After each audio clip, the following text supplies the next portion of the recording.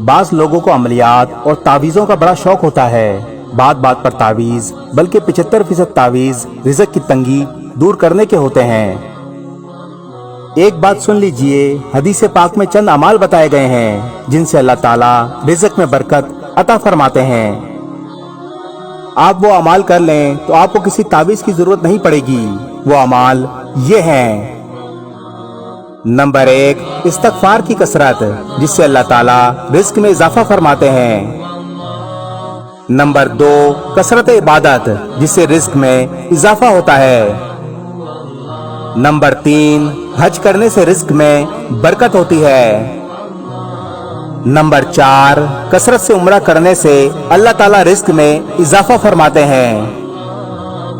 Number 5, सदका करने से रिज़्क में इजाफा होता है। नंबर 6, कमजोरों के साथ एहसान करने से रिज़्क में बरकत होती है।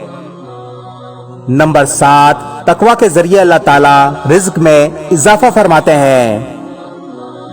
नंबर 8, सच बोलने से भी रिज़्क में इजाफा होता है। और नंबर 9, हिजरत करने से भी रिज़्क में कुशादगी पैदा होती है। इन पर अमल कर लें तो अल्लाह ताला रिज़्क में कुशादगी पैदा फरमा देंगे और आप मोहताजी से महफूज रहेंगे। इस वीडियो को शेयर जरूर करें।